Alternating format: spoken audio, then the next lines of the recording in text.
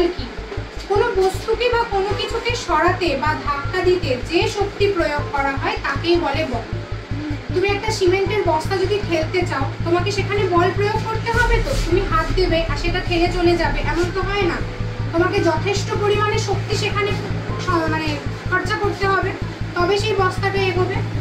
এবার বল কত রকমের হয় দেখো, ধাক্কা বল হয়, টানা বল হয়, মোচড়ানো বল, আর কি আছে ঘর্ষণ বল। এবার দেখো আমাদের প্রথম সব থেকে যেটা দ্বন্দ্বের জায়গা সেটা হচ্ছে টানা বল, ধাক্কা বল, ঘর্ষণ বল। মোচড়ানো বলটা খুব সোজা। আমরা জামা কাপড় নিংড়োতে দেখেছি তো মায়েদের, আমরা নিজেরাও করি। তার জন্য জামা কাপড় থেকে জল বার করতে গেলে আমরা কি করি? জামা কাপড়টা কিভাবে নিংড়োই, তবে সেই জলটা বেরোয়।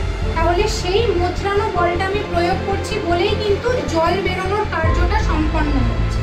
তা না হলে কি হতো, ওই যতটুকু নিজে থেকে ঝরে পড়তো ততটুকু। এবার হচ্ছে কি ধাক্কা বল। ধরো তুমি এই বইটা টেবিলের ওপর আমি রাখলাম, রেখে যদি আমি এভাবে ধাক্কাটা না দিই, এটা সরবে কি করে?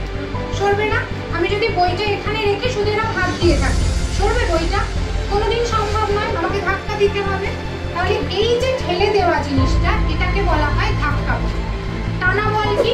তুমি কোনো জিনিস ধরে টানছো, যেমন দেখবে আমরা দেখেছি গুলতি, দেখেছি তো গুলতি, যেটা করে হনুমান তাড়ানো হয়, দেখেছি গুলতির এটাকে আমরা এই হাতে ধরি, রাবার অংশটাকে টানি, টানলে তবেই তো সেই হিলটা বা পাথরটা আমরা যেটা রাখি সেটা ছিটকে দূরে যাবে।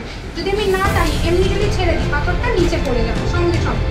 সেই টানটা না দিলে সে তো দূর পর্যন্ত যাবে না, যায় না। এবার কি আসছে ঘর্ষণ বল। যে বল কোনো বস্তুর গতিপথে বাধা সৃষ্টি করে তাকে বলে ঘর্ষণ বল। ঘর্ষণ বলের উদাহরণ দিয়েছে দেখো, ঘর্ষণ বাধার জন্য দেশলাইয়ের বাক্সে বারুদ মাখানো কাঠি বসে আগুন জ্বালানো সম্ভব। তাহলে ওই যে কাঠির মাথায় ছোট ছোট অংশটায় কি থাকে? বারুদ থাকে।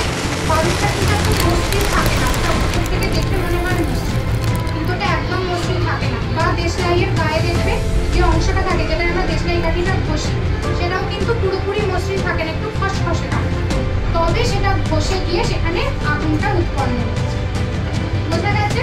তাহলে এই আমাদের দৈনন্দিন জীবনে কিন্তু এই সমস্ত কিছু লাগে। যেমন টানা বল লাগে, তেমনই ধাক্কা বল লাগে, তেমনই মোচড়ানো বল লাগে, তেমনই ঘর্ষণ বল লাগে। আর এই বলটা যদি আমরা কার্যে সম্পন্ন করতে চাই, তাহলে সেই কার্যটাকে কিন্তু হতে হবে, তবেই সেটা কার্য বলে বিবেচিত হবে, নয়তো হবে না। আর কি করেছিল দেখো, আমরা সকলেই গরুর গাড়ি, রিক্সা, মোটর গাড়ি, লরি, বাস ইত্যাদি যানবাহন লক্ষ্য করে দেখেছি যে ওগুলি সবই চাকার উপর নির্ভরশীল। এই চাকাগুলি নানা ক্ষেত্রে নানাভাবে তৈরি হয়। যেমন গরুর গাড়ির চাকা কাঠের তৈরি হয় এবং রাস্তা দিয়ে চলার সময় বেশি বাধাপ্রাপ্ত হয়। আমরা দেখি গরুর গাড়িতে আমরা যদিও বা চড়িনি, কিন্তু আমরা অনেক সময় দেখেছি তো, বিভিন্ন কার্টুনে দেখেছি, দেখবে কোনো খাওয়া দিলেই গরুর গাড়ির চাকা সেখানে পড়ে যায়। এবার তার জন্য কি করে, এই বাধা কমানোর জন্য গরুর গাড়ির চাকার উপর লোহার গের লাগানো হয়, যাতে না সে সহজে আটকে যেতে পারে, ছোটখাটো বাধাগুলো সে অতিক্রম করে ফেলতে পারে।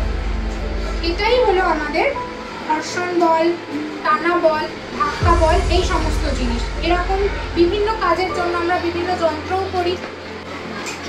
বোঝা গেছে?